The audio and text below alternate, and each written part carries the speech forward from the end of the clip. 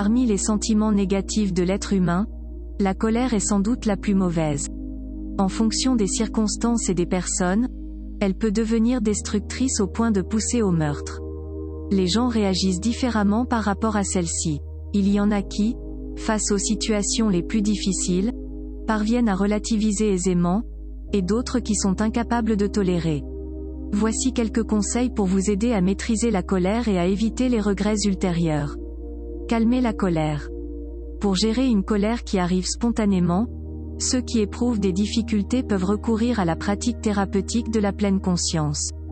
Aujourd'hui, on sait qu'elle a fait ses preuves pour la gestion des fluctuations émotionnelles intenses chez les personnes qui en souffrent. Pour commencer, il faut savoir identifier la colère. Ceux qui ont des caractères sanguins devraient y arriver plus facilement que les autres. Il s'agit de reconnaître les signes qui précèdent l'explosion: augmentation du rythme cardiaque, tension musculaire, respiration coupée, etc.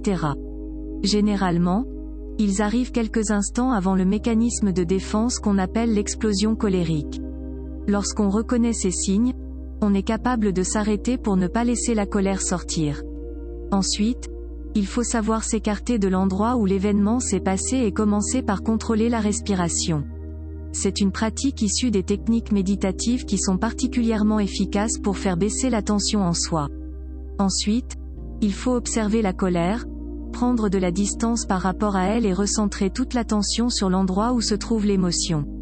À cet instant, il faut chercher à comprendre le message de la colère. Ce message ne vient jamais de l'extérieur, mais de l'intérieur. On laisse l'émotion se dégonfler petit à petit. Enfin, on calme toutes les parties tendues de notre corps en focalisant l'attention sur chacune d'elles. Avant de poursuivre la vidéo, laissez-nous vous parler du site okarma.fr. Il s'agit d'une boutique en ligne de lithothérapie et d'aide à la méditation. Grâce à un partenariat, vous pourrez obtenir 10% de réduction sur toute la boutique avec le code promo NUM10. Alors profitez-en, le lien est en description de vidéo. Se comprendre. Une fois qu'on a évité l'explosion de la colère, le travail pour la gérer ne s'arrête pas. Il faut maintenant essayer de la comprendre.